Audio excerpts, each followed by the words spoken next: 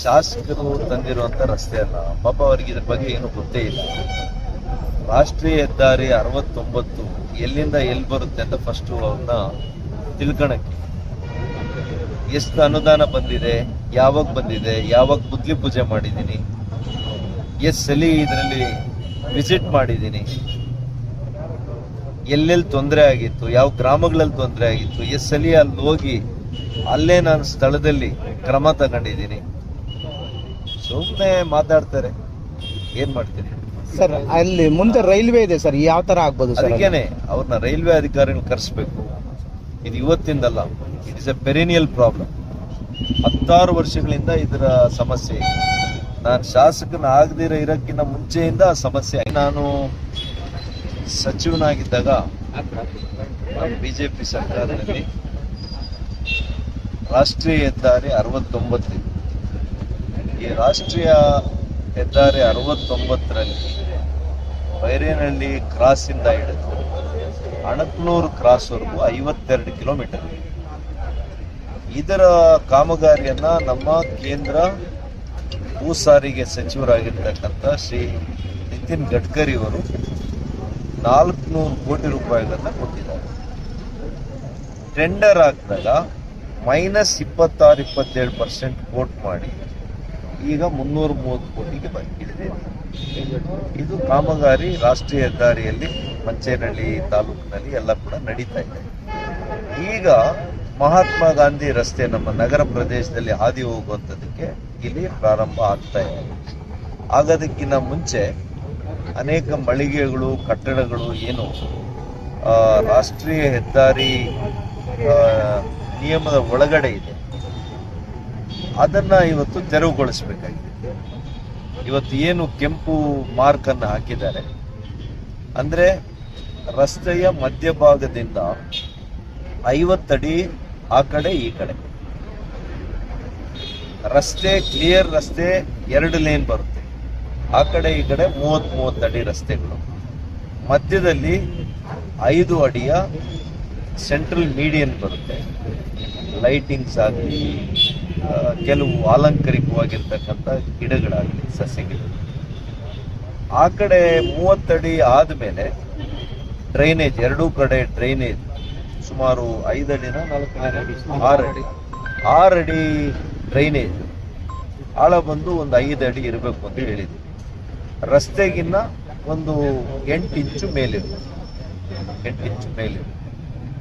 So ಅದನ್ನೇ beautification ಮಾಡಿ ರಸ್ತೆ ಇದು ಏನು ಡ್ರೈನೇಜ್ ಮೇಲ್ಗಡೆನೆ ಟೈಲ್ಸ್ ಹಾಕಿ ಅದೇ ಪಾದಚಾರಿ ಮಾರ್ಗ ಆಗುತ್ತೆ. ಅದಾದ್ಮೇಲೆ ರಸ್ತೆಗೆ ಇವತ್ತು ಅಂಗಡಿಗಳಿಗೆ, ಮಳಿಗೆಗಳಿಗೆ ಅಥವಾ ಎಲ್ಲಿಗೆ ಹೋಗ್ಬೇಕು ಅಂದ್ರೆ ಕಟ್ಟಡ ಅಲ್ಲಿ ಅಟ್ಲೀಸ್ಟ್ 5ರಿಂದ 6 ಅಡಿ ಜಾಗ ಬೇಕಾಗ್ತದೆ.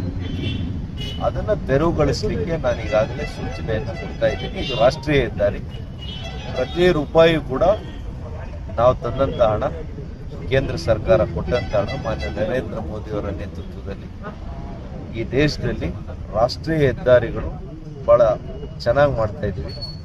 ಅದಕ್ಕೆ ಇದು ನಮಗೆ ಫ್ಲಾಗ್ಶಿಪ್ ಒಂದು ರಸ್ತೆ ಇದೆ. ನಾನು ಬಹಳ ಒಂದು ಕಷ್ಟಪಟ್ಟು ಅನೇಕ ಬಾರಿ ದೆಹಲಿಗೆ ಹೋಗಿ ಈ ರಸ್ತೆಗೆ ಹಣವನ್ನು ತಂದಿದ್ದೇನೆ, ಈ ಅನುದಾನ ತಂದಿದ್ದೇನೆ. ಅದಕ್ಕೆ ನಾನು ಇಲ್ಲಿ ಸ್ಥಳ ವೀಕ್ಷಣೆ ಮಾಡಿ ಇದು ನಾವು ಯಾವ ರೀತಿ ಯೋಜನೆಯನ್ನ ರೂಪಿಸಿದ್ವಿ ಅದೇ ರೀತಿಯಲ್ಲಿ ಇದು ರಸ್ತೆ ಆಗ್ತಾ ಇದೆಯಾ ಇಲ್ವಾ ಅಂತ ನೋಡ್ಲಿಕ್ಕೆ ನಮ್ಮ ಅಧ್ಯಕ್ಷರು, ನಗರಸಭಾ ಅಧ್ಯಕ್ಷರು, ನಮ್ಮೆಲ್ಲ ಸ್ಥಳೀಯ ನಗರಸಭಾ ಸದಸ್ಯರುಗಳು, ನಮ್ಮ ಮುಖಂಡರು, ಜನರನ್ನ ಮಾತಾಡಿಕೊಂಡು, ಮಳಿಗೆಗಳ ಮಾಲೀಕರಿಗೂ ಮಾತನಾಡಿಕೊಂಡು ಅವ್ರಿಗೂ ಕೂಡ ಸಹಕಾರ ಕೊಡಲಿಕ್ಕೆ ಇವತ್ತು ಈ ನಗರದ ಒಂದು ಸುರಕ್ಷತೆಗೋಸ್ಕರ, ಈ ನಗರದ ಅಂದವನ್ನ ಹೆಚ್ಚು ಮಾಡಲಿಕ್ಕೋಸ್ಕರ ಕೆಲವರಿಗೆ ನಷ್ಟ ಆಗುತ್ತೆ, ನಾನು ಒಪ್ಕೊಳ್ತೀನಿ, ಇದು ನೋವಿನ ಸಂಗತಿ. ಆದರೆ ಇಡೀ ನಗರಕ್ಕೆ ಆಗುವಂತ ಅನುಕೂಲದ ಮುಂದೆ ವೈಯಕ್ತಿಕ ನಷ್ಟವನ್ನ ತಾವು ಭರಿಸ್ಕೋಬೇಕಾಗ್ತದೆ. ನಗರಕ್ಕೋಸ್ಕರ ನಿಮ್ಮ ಸಹಕಾರ ನೀವು ಕೊಡಬೇಕಾಗ್ತದೆ ಅಂತ ಎಲ್ಲರಲ್ಲೂ ಕೂಡ ನಾನು ಕೈ ಮುಗಿದು ಅವ್ರಿಗೆ ಪ್ರಾರ್ಥನೆಯನ್ನು ಮಾಡ್ತೀನಿ. ಅದೇ ರೀತಿ ನಮ್ಮ ಅಧಿಕಾರಿಗಳಿಗೂ ಕೂಡ ಏನು ಕೇಂದ್ರ ಸರ್ಕಾರದ ಯೋಜನೆ ಇದೆ ಅದು ಯಥಾವತ್ತಾಗಿ ಇಲ್ಲಿ ಅನುಷ್ಠಾನ ಆಗಬೇಕು.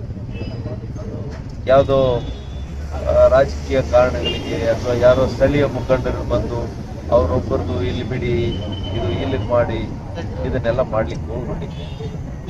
ಏನು ನಮ್ಮ ಉದ್ದೇಶ ಇತ್ತು ಆ ಉದ್ದೇಶ ಈಡೇರಿ ಈ MG ರೋಡು ಕೂಡ ನಾವು ಯಾವ ರೀತಿ ಚದಲ್ಪುರದಿಂದ ಇವತ್ತು ಎಂಟ್ರೆನ್ಸ್ ಚಿಕ್ಕಬಳ್ಳಾಪುರ ರಸ್ತೆ ನೋಡಿ ಇವತ್ತು ಎಷ್ಟು ಚೆನ್ನಾಗಿ ಮಾಡಿದ್ದೀವಿ, ಅದಕ್ಕಿಂತ ಚೆನ್ನಾಗಿ ಬರುತ್ತೆ. ಇವತ್ತು ಅಲಂಕಾರಿಕವಾಗಿರ್ತಕ್ಕಂಥ ದೀಪಗಳು, ಅದೇ ರೀತಿ ಫುಟ್ಪಾತ್ ಮೇಲೆ ಒಳ್ಳೆ ಟೈಲ್ಸು, ಮೆರಿಡಿಯನ್ ಕೂಡ ಬಹಳ ಒಳ್ಳೆ ರೀತಿಯಲ್ಲಿ ಅಂದವಾಗಿ ಮಾಡುವಂಥದ್ದು. ಇಡೀ ಜಿಲ್ಲೆಯಲ್ಲೇನೆ ಈ ರಸ್ತೆ ಒಂದು ಮಾದರಿ ರಸ್ತೆ ಆಗಬೇಕು ಅನ್ನೋ ಒಂದು ಕಾಯಕಲ್ಪವನ್ನು ನಾವು ಹಾಕ್ಕೊಂಡು ಇದಕ್ಕೆ ಅನುದಾನ ತಂದಿದ್ದೀವಿ. ಈ ಯೋಜನೆಗೆ ಎಲ್ಲರೂ ಕೂಡ ಸಹಕಾರ ಕೊಡಬೇಕು. ಜಿಲ್ಲಾಧಿಕಾರಿಗಳ ನೇತೃತ್ವದಲ್ಲಿ ಕೂಡ ಒಂದು ಸಭೆಯನ್ನು ನಾನು ಎಲ್ಲ ಸಂಬಂಧಪಟ್ಟಂತ ಬೆಸ್ಕಾಂನವರು ಇರ್ಬೋದು, ರೈಲ್ವೆ ಅಧಿಕಾರಿಗಳು ಕೂಡ ಬರ್ತಾರೆ. ಅಲ್ಲಿ ಅಂಬೇಡ್ಕರ್ ಕಾಲೋನಿ ಎಲ್ಲಿದೆ 30ನೇ ವಾರ್ಡು, ಅಲ್ಲಿ ಅವರು ಕೂಡ ರೈಟ್ ಆಫ್ ವೇ ಇನ್ನೂ ಮಾಡಿಕೊಟ್ಟಿಲ್ಲ. ಅವರ ಇಲಾಖೆ ಅಧಿಕಾರಿಗಳು ಬರಬೇಕು. ಅದೇ ರೀತಿ ನಮ್ಮಲ್ಲಿ BSNL ಅಧಿಕಾರಿಗಳು ಬರಬೇಕು ಮತ್ತು ಬೆಸ್ಕಾಂನ ಅಧಿಕಾರಿಗಳು, ಕಂದಾಯ ಇಲಾಖೆ ಅಧಿಕಾರಿಗಳು ಮತ್ತು CMCಯ ಅಧಿಕಾರಿಗಳು, ಇಷ್ಟು ಜನ ಬಂದು ಒಂದು ಸಭೆಯನ್ನು ಮಾಡಿ ಅಲ್ಲಿ ಯಾವ ರೀತಿ ನಾವು ತೀರ್ಮಾನವನ್ನು ತಗೊಳ್ತೀವೋ ಅದರ ರೀತಿಯಲ್ಲಿ ರಸ್ತೆ ಮೂಡಿ ಬರಬೇಕು ಅಂತೇಳಿ ನನ್ನ ಒತ್ತಾಸೆ ಆಗಿದೆ. ಸರ್, ಯೆಲ್ಲೋ ಬೋರ್ಡ್ ಮಾತ್ರ ಹೊಡೀರಿ, ಅಲ್ಲಿಂದ ರೆಡ್ ಬೋರ್ಡ್ ಹೊಡಿಬೇಡಿ ಅಂತ ಶಾಸಕರು ಹೇಳ್ತಾರೆ ಸರ್. ಈಗ ಶಾಸಕರು ತಂದಿರುವಂತ ರಸ್ತೆ ಅಲ್ಲ, ಪಾಪ ಅವರಿಗೆ ಇದ್ರ ಬಗ್ಗೆ ಏನು ಗೊತ್ತೇ ಇಲ್ಲ. ರಾಷ್ಟ್ರೀಯ ಹೆದ್ದಾರಿ 69 ಎಲ್ಲಿಂದ ಎಲ್ಲಿ ಬರುತ್ತೆ ಅಂತ ಫಸ್ಟ್ ಅವ್ರನ್ನ ತಿಳ್ಕೊಳಕ್ಕೆ, ಎಷ್ಟು ಅನುದಾನ ಬಂದಿದೆ, ಯಾವಾಗ ಬಂದಿದೆ, ಯಾವಾಗ ಗುದ್ಲಿ ಪೂಜೆ ಮಾಡಿದ್ದೀನಿ, ಎಷ್ಟು ಸಲ ಇದರಲ್ಲಿ ವಿಸಿಟ್ ಮಾಡಿದ್ದೀನಿ, ಎಲ್ಲೆಲ್ಲಿ ತೊಂದರೆ ಆಗಿತ್ತು, ಯಾವ ಗ್ರಾಮಗಳಲ್ಲಿ ತೊಂದರೆ ಆಗಿತ್ತು, ಎಷ್ಟು ಸಲ ಅಲ್ಲಿ ಹೋಗಿ ಅಲ್ಲೇ ನಾನು ಸ್ಥಳದಲ್ಲಿ ಕ್ರಮ ತಗೊಂಡಿದ್ದೀನಿ. ಸುಮ್ಮನೆ ಮಾತಾಡ್ತಾರೆ, ಏನ್ ಮಾಡ್ತೀನಿ ಸರ್. ಅಲ್ಲಿ ಮುಂದೆ ರೈಲ್ವೆ ಇದೆ ಸರ್, ಯಾವ ತರ ಆಗ್ಬೋದು ಸರ್? ಅದಕ್ಕೇನೆ ಅವ್ರನ್ನ ರೈಲ್ವೆ ಅಧಿಕಾರಿಗಳನ್ನ ಕರೆಸ್ಬೇಕು. ಇದು ಇವತ್ತಿಂದಲ್ಲ, it is a perennial problem. 16 ವರ್ಷಗಳಿಂದ ಇದರ ಸಮಸ್ಯೆ ಇದೆ. ನಾನು ಶಾಸಕನ ಆಗದಿರೋ ಇರೋಕ್ಕಿಂತ ಮುಂಚೆಯಿಂದ ಆ ಸಮಸ್ಯೆ